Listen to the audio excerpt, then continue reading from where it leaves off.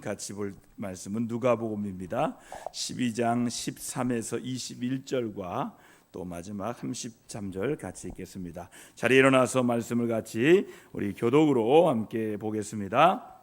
하나님 말씀 누가복음 12장 13에서 21절 33절입니다. 신약성경 115면에 나와 있습니다. 말씀을 교독합니다. 제가 먼저 읽겠습니다. 무리 중에 한 사람이 이르되 선생님 내 형을 명하여 유산을 나와 나누게 하소서 하니 이르시되 이 사람아 누가 나를 너희의 재판장이나 물건 나누는 자로 세웠느냐 하시고 그들에게 이르시되 삼가 모든 탐심을 물리치라 사람의 생명이 그 소유에 넉넉한 데 있지 아니하니라 하시고 또 비유로 그들에게 말하여 이르시되 한 부자가 그 밭의 소출이 풍성함에 심중에 생각하여 이르되 내가 곡식 쌓아둘 곳이 없으니 어찌할까 하고 또 이르되 내가 이렇게 하리라 내 곡간을 헐고 더 크게 짓고 내 모든 곡식과 물건을 거기 쌓아두리라. 또 내가 내 영혼에게 이르되 영혼아 여러 해 쓸 물건을 많이 쌓아두었으니 평안히 쉬고 먹고 마시고 즐거워하자 하리라 하되 하나님은 이르시되 어리석은 자여 오늘 밤에 내 영혼을 도로 찾으리니 그러면 내 준비한 것이 누구의 것이 되겠느냐 하셨으니 자기를 위하여 재물을 쌓아두고 하나님께 대하여 부유하지 못한 자가 이와 같으리라. 33절 같이 읽습니다. 너희 소유를 팔아 구제하여 낡아지지 아니하는 배낭을 만들라. 곧 하늘에 둔 바 다함이 없는 보물이니 거기는 도둑도 가까이 하는 일이 없고 좀도 먹는 일이 없느니라. 아멘. 이는 살아계신 하나님의 말씀입니다. 자리에 앉으시겠습니다. 기도하겠습니다. 오늘 주신 말씀을 통해 우리 안에 있는 죄와 싸우게 하시고 영혼을 위한 싸움을 통하여 영적 싸움을 통하여 갈수록 주님이 기뻐하는 귀한 믿음으로 거듭나게 하여 주옵소서. 나만 생각하다가 내 수렁에 빠져 나의 함정에서 내 인생을 허비하지 말게 하시고 오늘 말씀대로 나의 함정에서 나오게 하시고 나의 죄악에서 나오는 귀한 시간 되게 하여 주옵소서. 말씀을 통해 자유와 기쁨과 평안을 누리게 하시고 성숙해지게 하여 주시고 죄 속에 빠져 살지 말고 죄를 이기고 죄를 통하여 하나님의 은혜를 경험하도록 축복하여 주옵소서. 말씀을 전하는 자와 듣는 자가 다 같이 은혜 받는 그리고 결단하는 시간 되게 하여 주옵소서. 예수님의 이름으로 감사하며 간절히 축원하며 기도드리옵나이다. 아멘. 자, 우리 이렇게 인사하겠습니다. 만족감을 잊게 하는 탐욕의 죄를 버리시길 바랍니다. 만족감을 잊게 하는 탐욕의 죄를 말씀을 통해 버리시기를 바랍니다. 러시아의 대문호였던 톨스토이가 1885년에 쓴 단편소설에 사람에게 얼마만큼의 땅이 필요한가라는 작품이 있었습니다. 바꿔 말하면 과연 사람은 얼마나 많은 땅과 건물이 있어야 만족할까라고 할 수도 있을 것입니다. 여러분들 얼마만큼 땅이 있어야 만족할까요? 얼마나 많은 건물이 있어야 만족할까요? 여러분 자신에게 한번 물어보세요. 책 제목이 그거예요. 소설에 보니까 시골에 사는 농부인 파홈이라는 사람이 등장합니다. 그는 도시에 사는 처형이 자신을 방문했을 때 이런 고백을 합니다. 우리 농부들은 말이야 어릴 때부터 어머니인 돼지를 경작하느라 바빠서 허튼 생각이 비집고 들어올 틈이 없어. 한 가지 걱정이 있다면 가진 땅이 좀 적다는 거지. 내게 땅만 많이 있으면 악마도 두렵지 않을 텐데. 악마도 두렵지 않을 텐데? 악마도 두렵지 않다는 말에 이 말을 들은 악마가 화가 났습니다. 그래서 악마는 변장하고 이 파움을 유혹하기로 합니다. 파움은 마시키르라는 곳에서 엄청난 넓이의 땅을 고작 1000루블, 우리나라 돈으로 2만 5천 원에 살 수 있다는 소문을 듣고 그곳으로 찾아갑니다. 2만 5천 원만 주면 엄청난 땅을 주겠다. 이 소문 듣고 찾아갔는데 정말 사실이었습니다. 해가 떠 있는 동안에 직접 걸어갔다가 돌아온 만큼의 땅이 1,000루블이었던 것입니다. 한번 생각해 보세요. 해 떠는 동안 계속 걸어갔다가 돌아와야 돼. 그만큼 땅이 내 땅이다. 파움은 많은 땅을 얻기 위해서 멀리 걸어갑니다. 자신이 밟은 만큼의 자신이 땅이 되니 얼마나 기분이 좋겠습니까? 그는 아주 먼 곳까지 갔습니다. 그리고 해가 지기 전에 반드시 돌아오기 위해서 열심히 뛰었습니다. 심장이 터지라 뛰었습니다. 그리고 마침내 그는 출발한 장소에 도착할 수가 있었습니다. 여러분 대단하지 않습니까? 그는 수십 킬로미터의 땅을 얻었습니다. 하지만 그는 도착하자마자 피를 토하며 죽고 말았습니다. 너무 먼 길을 빨리 오려다가 심장이 터져버린 거예요.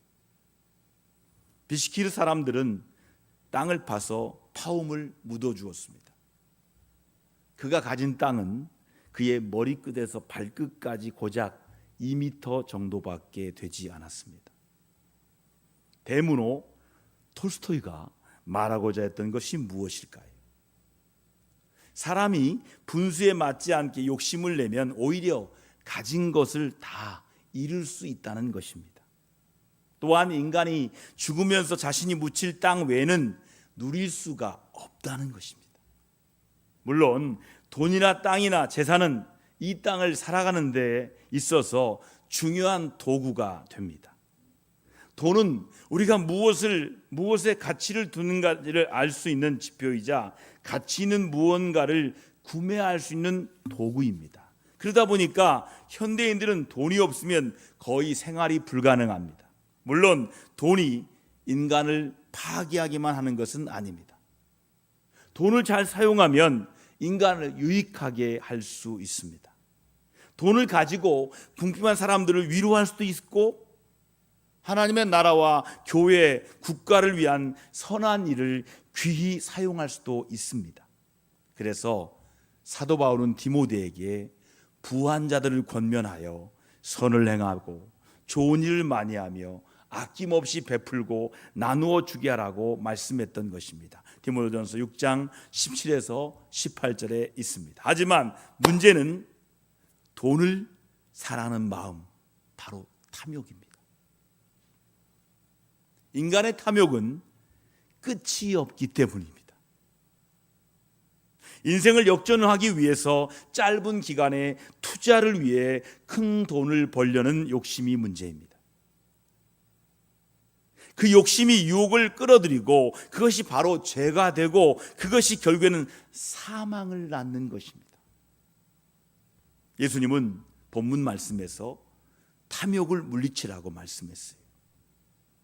그리고 사람들에게 말씀하셨다. 너희는 조심하여 온갖 탐욕을 멀리하여라. 재산이 차고 넘치더라도 사람의 생명은 거기에 달려 있지 않다라. 누가복음 12장 15절 새번역 성경을 제가 읽어드렸습니다. 여기서 탐욕을 말하는 헬라어는 프레오 넥시오인데요. 이 프레오와 넥시오의 말이 합성한 합성어입니다. 프레오는 더 많은 이라는 뜻이고요. 넥시아는 소유하다는 뜻입니다. 더 많은 것을 욕구하는 것이 탐욕이라는 거예요.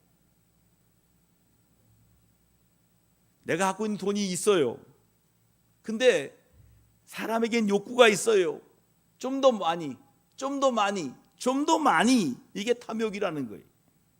사실 인간의 욕구는 하나님이 만드신 선한 것입니다.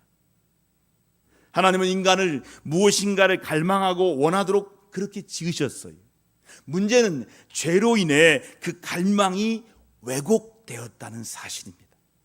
가장 갈망해야 할 하나님을 갈망하지 않고 돈과 재물과 소유를 최고로 갈망합니다. 그래서 탐욕은 이렇게 정의할 수가 있습니다. 탐욕은 하나님으로부터 가장 만족하지 않고 다른 무언가를 가장 갈망하는 왜곡된 욕구다. 이게 탐욕의 정의입니다. 하나님으로 가장 만족하지 않고 다른 무엇인가를 가장 갈망하는데 그 왜곡된 욕구가 바로 탐욕이라는 거예요. 바로 이 탐욕이 사람의 생명을 끊고 사망을 불러온다는 것입니다. 여기서 사망은 단지 육신의 사망이 아니라 바로 영혼의 사망을 의미합니다. 영혼이 죽어버려요. 살아있는데 영혼이 없는 거예요. 왜요? 돈 벌기 위해서 영혼을 팔아버리는 거예요. 본문에 등장하는 부자는 재산을 모으는데 열심이었지만 자신의 영혼을 위해서는 아무런 준비가 되어 있지 않았어요. 그래서 탐욕이 무서운 죄가 되는 거예요. 특별히 돈에 대한 탐욕은 모든 악의 뿌리가 된다라고 말씀합니다. 말씀을 같이 있습니다. 디모데전서 6장 10절 함께 있습니다. 함께 합니다. 돈을 사랑함이 일만 악의 뿌리가 되나니 이것을 탐내는 자들은 미혹을 받아 믿음에서 떠나 많은 근심으로써 자기를 찔렀도다. 아멘. 아멘. 여러분, 탐심은 유혹을 받게 합니다. 어떤 것이 유혹이 되는 이유는 탐심 때문이에요. 갖고 싶다는 거예요. 탐심이 없으면 유혹되지 않습니다. 그리고 그 탐심으로 인한 유혹은 결국 그 사람을 믿음에서 떠나게 합니다. 왜냐하면 탐심은 돈과 재물을 가장 가치 있는 것으로 여기는 것이기 때문이에요. 탐심은 하나님이 계시할 자리에 돈을 앉히는 행위예요. 탐심은 돈을 예배하는 거예요. 그런데 예수님은 하나님과 재물을 겸하여 섬길 수 없다라고 말씀했어요. 자, 마태복음 6장 24절 같이 읽어볼까요? 함께 합니다.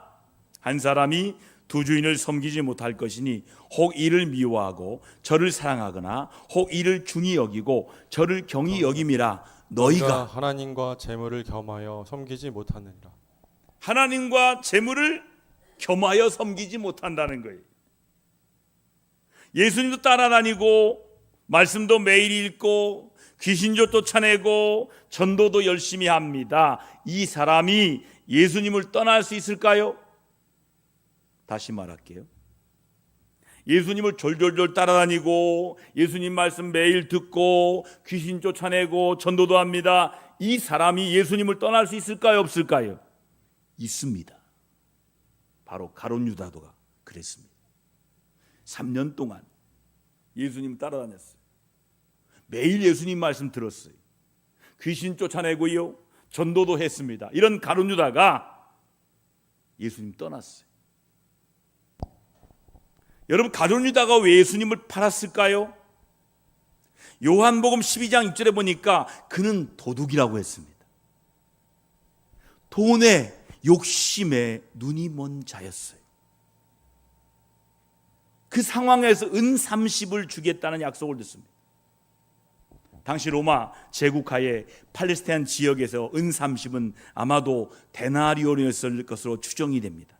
한 데나리온이 노동자의 하루 품삯이라고 한다면 유다가 받은 돈은 한 달 품삯에 해당되는 게 결코 작은 금액은 아닙니다. 하지만 유다의 인생을 바꾸기에는 적은 액수이며 더군다나 예수님을 팔아넘기고 싶을 정도의 금액도 아닙니다. 하지만 누군가의 마음에 탐욕이 들어가면 그런 분별력이 사라집니다. 유다는 은 30에 대한 제안을 받자마자 그의 태도가 싹 달라집니다. 자, 마태복음 26장 15절 16절 확인합니다. 함께 합니다. 내가 예수를 너희에게 넘겨주리니 얼마나 주려니냐 하니 그들이 은 30을 달아 주거늘 그가 그때부터 예수를 넘겨줄 기회를 찾더라. 아멘. 여러분, 유다에게 돈 욕심이 들어간 이후에 예수님을 팔겠다고 한 거예요. 다른 성경에는 마귀가 팔 생각을 넣었다고 기록되어 있습니다. 탐욕은 마귀에게 지배 대문을 열어주는 행위가 탐욕이에요. 탐욕을 틈타 마귀가 그 사람을 지배하는 거예요. 믿음을 떠나도록, 예수님을 팔아먹도록 말입니다. 마귀는 우리를 돈으로 유혹합니다. 마귀가 욥에 대한 참소할 때 뭐라고 했습니까? 저랑 같이 한번 읽어볼까요? 함께 합니다. 욥이 어찌 까닭 없이 아무것도 바라는 거 없이 하나님을 경외하리까? 여러분, 이 말은 이런 뜻이에요. 하나님이 그에게 집과 소유를 다 주고 하는 일마다 잘되게 하시니까 하나님을 경외한 것 아닙니까? 그의 모든 소유물을 빼앗으면 틀림없이 주를 향하여 욕할 것입니다. 이 뜻이에요. 사탄의 이 말은 소위 통계입니다. 통계, 빅데이터에 근거한 거예요. 사탄이 수천 년을 지켜보니까 돈에 넘어가지 않는 사람은 거의 없더라는 것입니다. 그러므로 욥도 예외가 아니라는 뜻입니다. 과연 자신의 가진 소유물, 재산 풍성함이 사라진다 해도 여전히 주님을 찬송한다고 할 수 있는 사람이 얼마나 될까요? 과연 부와 가난의 시험을 통과할 자가 얼마나 될까요? 우리는 우리 자신이 시험을 이기리라는 확신에서도 과신해서도 안 됩니다. 주의해야 할 것은 누군가의 탐욕스러움을 함부로 정죄해서는 안 된다는 것입니다. 말씀은 언제나 나 자신을 살피는 기준이 되어야지 누군가를 말씀으로 정죄하거나 판단하는 기준이 되어서는 안 됩니다. 여호수아에 나오는 아간의 이야기를 보시기 바랍니다. 우리는 여호수아 6장에서 여리고성의 함락이라는 영광스러운 승리를 봅니다. 어찌 보면 여호수아서 전체에서 가장 극적인 동시에 하나님의 놀라운 섭리를 보여준 사건이 바로 여리고성의 함락이었어요. 싸워서 이긴 게 아니잖아요. 전쟁에 이긴 게 아니잖아요. 하나님 말씀대로 아무 말 없이 한 바퀴, 또 다음 날 또 한 바퀴, 또 그 다음 날 한 바퀴, 마지막 날 7바퀴 돌고 큰 성을 향해 함성을 지르니까 와르르 무너져서 여리고성이 함락된 거 아닙니까? 그러나 가장 영광스러운 그 사건 앞에 냄새나고 더러운 탐욕스러운 사건이 동시에 발생했어요. 바로 아간의 탐욕입니다. 하나님은 여리고 성 전투 이후에 그 성과 그 가운데 있는 모든 것은 여호와께 바쳐라. 헤렘! 여호와께 다 바쳐라! 이렇게 말씀하셨어요. 여호수아 6장 17절. 이 말은 전쟁의 승리는 전적으로 하나님이기 때문에 모든 공로를 하나님께 바치라는 것입니다. 조금이라도 사람이 취해서는 안 된다는 의미입니다. 그런데 아간이 그것을 범한 거예요. 아간이 탐했던 것은 신할에서 만든 아름다운 외투 한 벌과 은 200세겔과 금 50세겔입니다. 우리 여러분 같이 말씀 읽어볼까요? 말씀 여호수아 7장 21절로 확인합니다. 함께 합니다. 내가 노력한 물건 중에 시날산의 아름다운 외투 한 벌과 은 200세겔과 그 무게가 50세겔 되는 금덩이 하나를 보고 탐내어 가졌나이다 보소서. 이제 그 물건들을 내 장막 가운데 땅 속에 감추었는데 은은 그 밑에 있나이다 하더라. 여러분, 그가 왜 탐내게 되었을까요? 보았기 때문입니다. 왜 하와가 선악과를 탐냈습니까? 보았기 때문이에요. 하나님께서 금하신 것은 눈길도 주지 말아야 돼요. 탐욕과 정욕은 대개 보는 것에서 옵니다. 그러므로 우리는 보는 눈을 잘 지키고 조심해야 돼요. 눈을 통해 생각을 넘어 마음으로 들어오는 것의 통로를 철저하게 들추어 내야 합니다. 눈으로 생각이 들어와요. 본다, 갖고 싶다. 마음으로 탐심이 생겨요. 여러분, 그렇지 않으면 무심코 본 것으로 인해 탐심을 품게 되고 결국 죄가 장성하여 사망을 낳게 됩니다. 자, 야고보서 1장 15절 저와 같이 읽겠습니다. 욕심이 잉태한즉 죄를 낳고 죄가 장성한즉 사망을 낳으니라. 아멘. 아간은 영광스러운 여리고성 전투의 승리를 보았습니다. 그러나 동시에 노력한 물건을 보았고 그 마음에 욕심을 품었습니다. 그것이 죄를 낳았고 죄가 장성했으며 결국 아간의 탐욕은 아이성 전투의 패배를 가져옵니다. 결국 아간은 비참하게 처형을 당합니다. 하지만 더 두려운 것은 아간만 죽지 않고 그의 온 가족과 모든 소유가 함께 아골 골짜기에 죽임을 당했다는 데 있습니다. 왜 그렇게까지 해야 할까요? 죄의 전염성, 확산성 때문입니다. 죄는 자신만으로 끝나지 않기 때문이에요.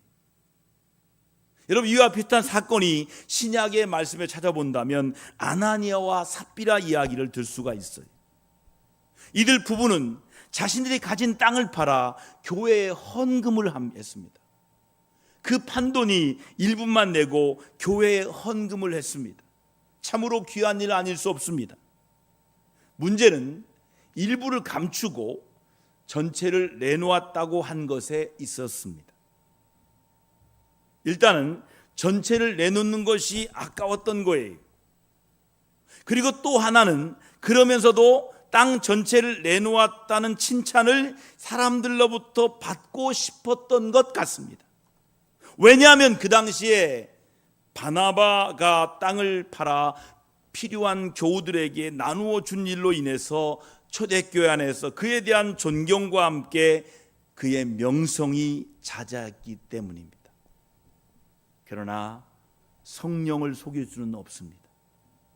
베드로는 그들이 성령을 속이고 있음을 알고 호통을 칩니다.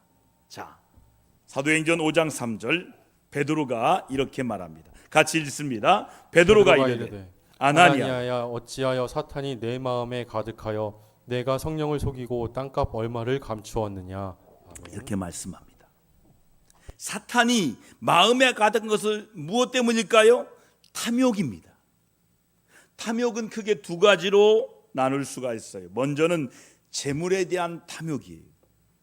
두 번째는 명예에 대한 탐욕입니다. 재물과 명예에 대한 탐욕으로 인해서 사탄이 마음에 가득했던 거예요. 그리고 그 탐욕은 거짓과 속임 그리고 위증을 낳습니다. 그 결과 성령의 책망과 함께 아나니아는 그 자리에서 혼이 떠나 죽고 맙니다. 그리고 삽비라도 마찬가지 운명을 맞이합니다. 그런데 이상하게도 사도행전 이 사건을 이렇게 적으며 마무리합니다. 자, 사도행전 5장 11절 함께 읽습니다. 함께 합니다. 온 교회와 이 일을 듣는 사람들이 다 크게 두려워하니라. 아멘입니까? 사도행전에서 처음으로 교회라는 말이 등장합니다. 사도행전 처음 나오는 거예요. 에클레시아. 교회라는 말이 왜 이제야 나오는 것일까요?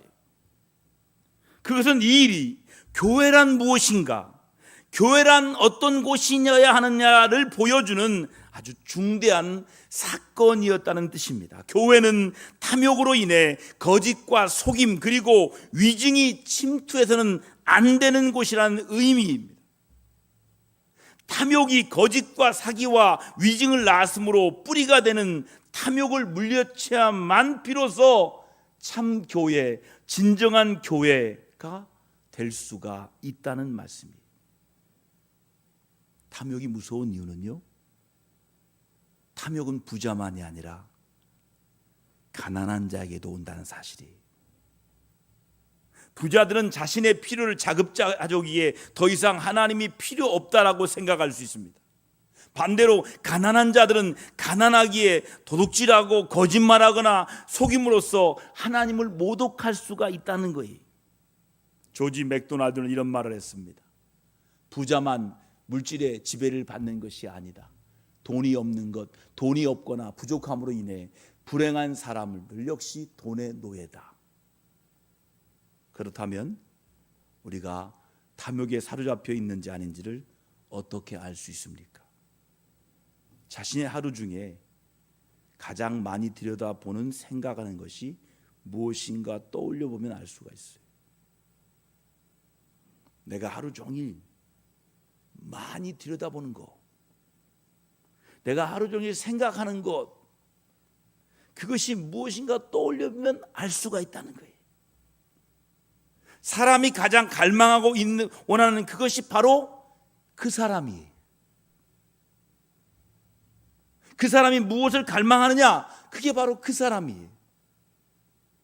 6세기의 그레고리는 탐욕이 다음과 같은 7가지 자녀를 낳는다고 간파했습니다. 그 7가지는 뭐냐면 바로 배신, 사기, 거짓, 위증, 불안, 폭력, 냉담입니다. 이 7가지가 있다면 그것이 탐욕에 사로잡혀 있다는 증거라는 거예요. 한 예로 가룟 유다가 예수님을 배반한 이유가 무엇입니까? 돈 때문입니다. 배반이죠. 우리나라의 핵심 기술을 다른 나라로 경쟁 회사로 빼돌리는 배신을 왜 할까요? 그 사람에게 연봉을 많이 주겠다고 약속했기 때문입니다.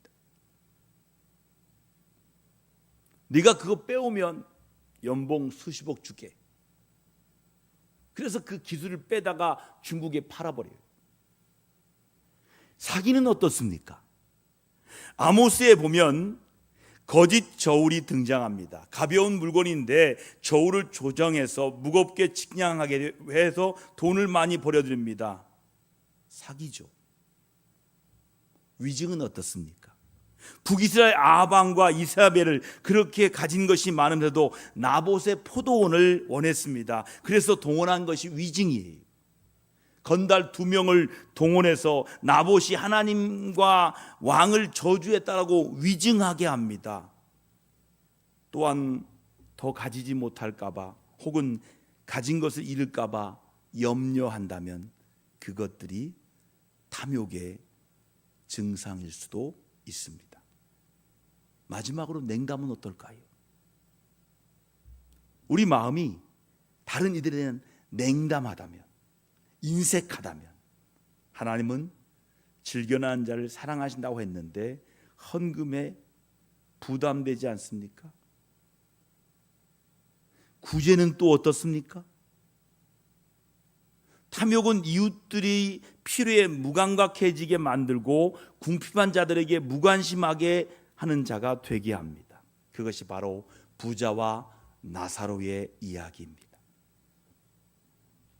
탐욕과 무관심은 짝으로 간다는 거예요. 탐욕은 사람을 비인격화시킵니다. 그래서 나사로는 이름은 있지만 부자는 무명으로 등장합니다. 부자가 무명으로 등장하는 이유는 그가 평생 타인을 비인격화여서 소외시켰기 때문은 아닐까 생각해 봅니다. 유명한 마틴 부버의 표어대로 나와 너의 관계가 아니라 나와 그것의 관계. 나만 사람이고 나머지는 사물이에요. 나와 너와의 관계가 아니에요. 나와 그것과의 관계. 곧 사람을 물건이나 소유로 취급하기 때문은 아닐까요? 부자가 무명인 것은 사람을 대하는 그의 방식이 그 자신의 평생의 정체성이었기 때문이라고 해석할 수도 있다라고 말합니다. 따라서 만일 우리에게 이러한 7가지 증상, 배심과 사기와 거짓과 위증과 불안과 폭력과 냉담이 있다면 이것은 바로 탐욕에 물들어 있다는 명확한 증거라고 볼 수가 있다는 거예요. 자, 오늘 말씀을 통해 우리 자신의 삶을 돌아봅시다. 나는 배신한 적이 없습니까? 나는 사기친 적이 없습니까? 나는 거짓과 위증과 불안과 폭력과 냉담하지 않았습니까? 그것이 있다면 내 안에 탐욕의 죄가 발견된 거예요. 나는 탐욕한 사람이, 나는 탐욕스러운 죄인이, 이것을 발견하시고 진정으로 주님께로 돌이키시길 원합니다. 우리 함께 주님께 돌이키는 회개의 기도로 함께 기도로 나아가겠습니다. 말씀 붙들고 기도합니다.